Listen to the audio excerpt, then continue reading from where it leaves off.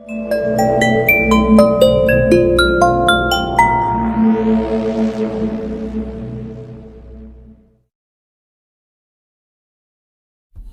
সাহিত্যের রহস্যময় আর রোমাঞ্চকর জগতে আপনাদের প্রত্যেককে স্বাগত জানাই। আজ লেখক কালিদাস ভদ্রের রচিত একটি গোয়েন্দা কাহিনী। গল্পের শেষে আপনাদের কেমন লাগলো সেই মূল্যবান কমেন্টটি করতে ভুলবেন না বন্ধুরা, কারণ আমাদের একটি মূল্যবান কমেন্টে আমরা আরও নতুন নতুন গল্প আনার অনুপ্রেরণা জেগে উঠবে। তাই সঙ্গে থাকুন আর শুনতে থাকুন রহস্য আর রোমাঞ্চের নতুন নতুন কাহিনী। শুনে ফেলুন আজকের কাহিনী। ঠাকুরদার কাছে খবরটা শুনে আমি একেবারে শেষে কিনা গোয়েন্দা প্রসাদ ভক্তর বাড়ি থেকেই সোনার গণেশ চুরি, তাও আবার পয়লা বৈশাখ হালখাতার ভর সন্ধ্যাবেলায়। ঠাকুরদা আমায় বললেন, কেরে সুকু, তোর ছোট মামাকে বল, বলি বাড়ির এক হাট লোকের মধ্যে বাইরের চোর আসবে কি করে হে? এ নিশ্চয়ই তোর বড় মামার কোনো মক্কেলের কাজ। হালখাতার নেমন্তন্ন খেতে এসে সোনার অমন সুন্দর গণেশটা হাতড়ে নিয়েছে।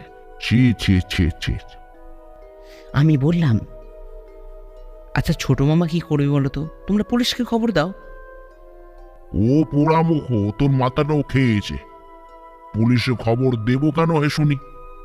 তুই আর তোর ছোট মামার নাকি ঝানু গোয়েন্দা হয়েছিস। দে না, সোনার গয়নাটা খুঁজে দে না। কেন, তোমরা তো ছোট মামাকে গোয়েন্দা বলে মানতেই চাও না। দিন রাত্রি ছোট মামাকে গালমন্দ করছো। বড় মামা বলেন ছোটর দ্বারা কিছুই নাকি হবে না, শুধু শুধু বাজে সময় নষ্ট করছে। ওই দেখ, তোকে আর জাটামি করতে হবে না। তুই যাবি না আমি যাবো? বেশ, তুমি তাহলে যাও। তাহলে হয়তো ছোট মামা রাজি হয়ে যাবে। তবে হ্যাঁ, ফি লাগবে কিন্তু। ফি? কিসের ফি? কেন, তদন্ত করার। ঠাকুরদার সাথে একটু খুনসুটি করে তত্তর করে সিঁড়ি দিয়ে উঠলাম 3 তলার চিলেকোঠায় ছোট মামার ঘরে। টেবিলে ঝুঁকে ছোট মামা তখন মোটা একটা ইংরাজি বই থেকে কি যেন ডায়েরিতে লিখছেন। আমি ছোট মামার কানের কাছে ঝুঁকে ঘটনাটা বলতেই ছোট মামা আঁতকে উঠলেন। সে কি রে, তুই সব ভালো করে শুনেছিস?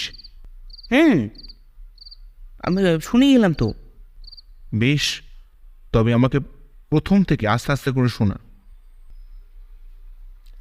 আমি পুরো ঘটনাটা প্রথম থেকে বলতে লাগলাম, আর একটা ডায়েরি খুলে ছোট মামা নোট করতে লাগলেন।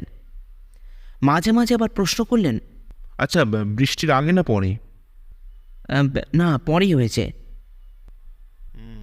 বেশ, তা বর্দার মক্কেলরা তখন কোথায় ছিল? বৈঠকখানায়। চেম্বারে? না, চেম্বারে কেউ ছিল না। ঠিক আছে। আচ্ছা, প্রথমে কে দেখলো, মানে এটা জানতে পারলো কি চুরি হয়েছে? ঠাকুরদা। বাবা কখন? ওই তো বৃষ্টি থামার পর ঠাকুরদা যখন সন্ধ্যা প্রদীপ দেখাতে নিয়ে গেলেন ওই গণেশ মূর্তির সামনে, দেখলেন মোড়টা ওখানে পড়ে আছে, কিন্তু পাশে সোনার গণেশ মূর্তিটা নেই। Very strange. কি করে বুঝলে ছোট মামা? দেখ, যে গণেশটা চুরি করেছে তার হাতে সময় কিন্তু খুব অল্প ছিল, তাই সে শুধু গণেশটুকু নিয়ে চোখান চম্পট দিয়েছে। আমি বললাম, হতে পারে যে মোহরটা ছোট বলে চোখে পড়েনি। হতেই পারে, তবে চোর কিন্তু আবার আসবে। মোহর চোখে না পড়লেও আসবে? আলবাত আসবে, কারণ এমন সোনার দামি মূর্তির সাথে আরও মূল্যবান জিনিস পুজোর সাধারণত গৃহকর্তারা রেখে থাকেন। এই রেওয়াজি হয়ে আসছে বাঙালি বাড়িতে। সেইগুলো নিতে কিন্তু আবারও আসতে পারে চোর মহারাজ। এই যেমন খুনের আসামি পরে আবার ফিরে আসে খুনের জায়গায় তার ফেলে যাওয়া প্রমাণ লোপাট করার জন্য। অনেকটা ওরকমই, বুঝলে ভায়া সুকু? ডায়েরিটা বন্ধ করে ছোট মামা এবার বললেন, বেশ, চল জায়গাটা দেখে আসি। বৃষ্টি পরে হলে তো পায়ের ছাপ থাকার কোনো কথা নয়। তুই ভালো করে দেখেছিস তো পায়ের ছাপ ছিল? বিশ্বাস করো ছোট মামা, কোনো পায়ের ছাপ ছিল না। আমি আতশ কাছে করে খুঁজেছি। তবে চোর বৃষ্টির আগেই হালকা তার নিমন্ত্রিতদের মধ্যে কাপটি দিয়েছে, বুঝলি? আচ্ছা ছোট মামা, আমার মনে হয় বড় মামার কোনো মক্কেলই কাজটা করেছে। হতেও পারে। কেন, মানে তুমি এটা ভাবছো কেন? দেখ, কারণ কেউ হয়তো ঠাকুর ঘরে প্রণাম করতে ঢুকেছিল, আর সেই সময় সেটা দেখে, ঘর ফাঁকা দেখে সেটা হাতিয়ে নিয়েছে। ছোট মামার কথায় আমার মনেও বিশ্বাস করে। এটা তো হতেই পারে। চোর আর কেউ না, এই বড় মামার মক্কেলদের মধ্যে কেউ একজন হবে। ছোট মামা হঠাৎ বললেন, আচ্ছা সুকু, এই বর্দার মক্কেলরা কি এখন সবাই আছেন নাকি? হ্যাঁ, ঘটনাটা তো শুনেই সবাই রয়ে গেলেন, কেউ যায়নি। কেউ যায়নি? কেন? হয়তো ভাবছে গেলেই হয়তো পুলিশ তাদের সন্দেহ করতে পারে। পুলিশে খবর দেওয়া হয়েছে নাকি? না না, বড় মামা বললেন আগে ছোট কি করে দেখো, ও যা ভালো বুঝবে তাই করবে, তাই তোমার মত নিয়েই। আচ্ছা, তোর বড় মামার সহকারীকে একবার ডাকতো। কে, ভুলুবাবু? হ্যাঁ, যা বাবা, সে তো বৃষ্টির আগেই বাড়ি চলে গেছেন। মানে গণেশ চুরি নিয়ে সবাই যখন হইচই ফেলেছে তখনই ভুলু মহাশয়, তার আগেই উনি বাড়ি চলে গেছেন। তিনি নাকি বলেই গেছেন। আচ্ছা আচ্ছা ছোট মামা, তুমি কি ভুলুবাবুকে সন্দেহ করছো? দেখ, গোয়েন্দাদের সবাইকেই সন্দেহের তালিকায় রাখতে হয়। এই যেমন ধর তোকে। কি, আমি মামার বাড়ি গণেশ চুরি করবো? ছি ছোট মামা, আমি না তোমার তোপসে, ফেলুদার তোপসে। এখন দেখছি তুমিই আমায় বিশ্বাস করো না। না না, আজ থেকে আর তোমার সহকারী হয়ে আমি থাকবো না, কালই আমি বাড়ি চলে যাব। একটু আগে তোমার জন্য এই ঠাকুরদার সঙ্গে কত লড়াই না করলাম। তোমার ঠাকুরদা কি বললেন? তুমি নাকি তো আমার মাথাটা খেয়েছো, আমার দ্বারাও কিছু হবে না, তোমার দ্বারাও কিছু হবে না। ঠিক আছে, আমি বাড়ি চলে যাব, দেখি একা একা প্র্যাকটিস করে যদি কিছু কেসটা দাঁড় করাতে পারি। দূর বোকা, তোর সাথে মশকরা করছিলাম খালি, দেখলাম তোর বুদ্ধির দৌড় কতদূর। যাক, বল, তোর রান্নার ঠাকুর পরাণ আর মালিক দিবকর তখন কোথায় ছিল, খোঁজ নিয়েছিস? পরাণ দেখা ছিল রান্না করতে, আর দিবকরদা সিঁড়ির নিচে ঘরে রামায়ণ পড়ছিল। Good, very good. সব হিস্ট্রি তো ঠিকই নিয়ে এসছিস। এবার বলতো, তুই কাকে সন্দেহ করছিস? দেখো, আমার প্রথম সন্দেহ বড় মামার মক্কেল প্রমোটার বীরেন্দ্র তিওয়ারি। প্রমোটার বীরেন্দ্র তিওয়ারি? কিন্তু কেন? দেখো, তিওয়ারি গণেশের খুব প্রশংসা করছিল, আর অমন গণেশ নাকি তিনি এর আগে দেখেননি। বড় মামা যে কেন ওটা চেম্বারে রাখেন, যে কেউ গণেশটা নিয়ে চলে যেতে পারে, এইসব প্রশ্ন নাকি উনি করছিলেন। এমনকি এটাও বলেছেন যে বিদেশের বাজারে ওটার মূল্য কিন্তু অনেক বেশি। আচ্ছা, তাই জন্যই কি তুই ওকে?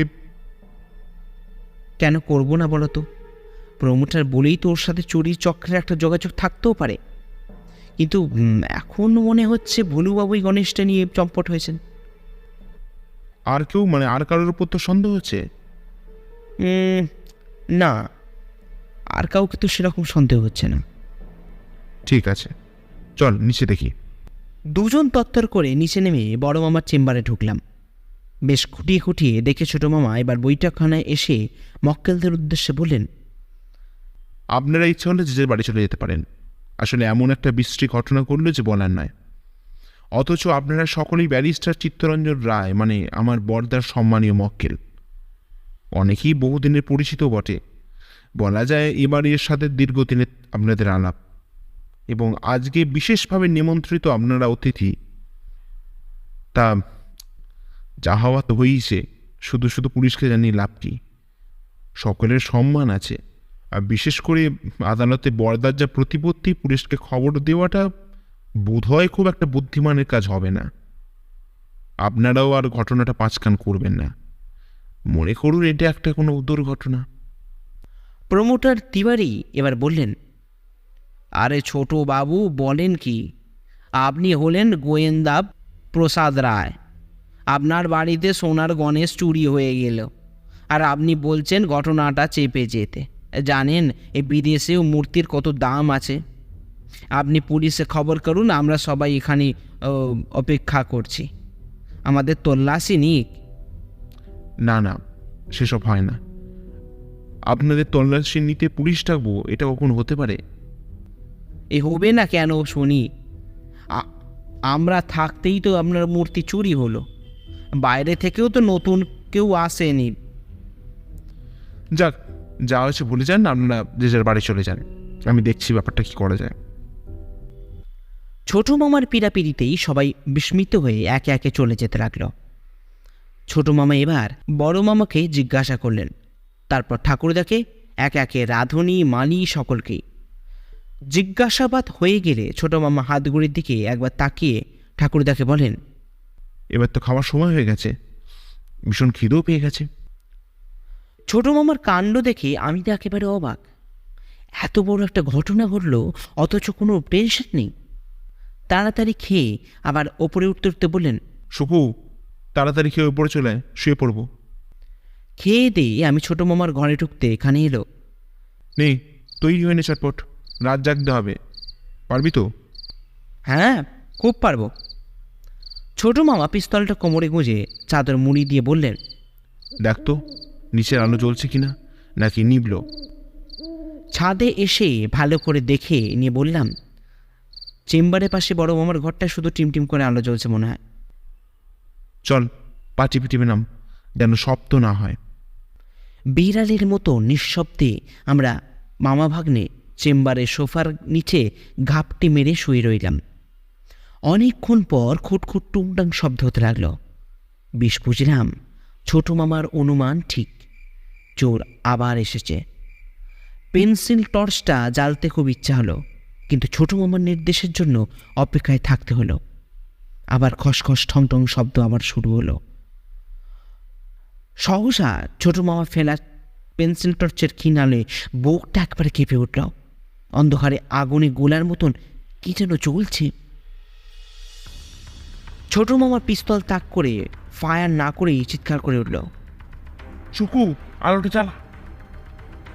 আমার হাতে বেশি পাওয়ারে পেন্সিল টর্চটা আলোয় পরিষ্কার দেখা গেল ধেরি ইঁদুরের চোখ। ইঁদুরটা ধানের আড়ি থেকে লাফিয়ে পানপনে অন্ধকারে হারিয়ে যায়। ততক্ষণে চেম্বারে গলার আওয়াজ শুনে চোর চোর বলে চিৎকার করে সবাই একে একে লাঠি নিয়ে ঢুকতে থাকে। সুইচ টিপে আলো জ্বালতে দেখা গেল বড় মামার পেছনে রাঁধুনি, মালি সকলেই ঘোরো ঘোরো চোখে দাঁড়িয়ে আছেন। ঠাকুরদা শুধু একা ঘরে আসেননি। ছোট মামা আমার দিকে তাকিয়ে বললেন, যা তো সুকু, একবার তোর ঠাকুরদাকে ডেকে আন। বড় মামা বললেন, বাবাকে এত রাতে ডেকে লাভ কি, বয়স হয়েছে, ওনাকে বিরক্ত করা ঠিক হবে না।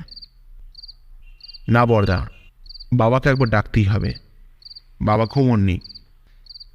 আমি ফ্যাল ফ্যাল করে ছোট মামার মুখের দিকে তাকালাম। ঠিক তখনই অন্ধকার থেকে ঠাকুরদা বেরিয়ে এলেন।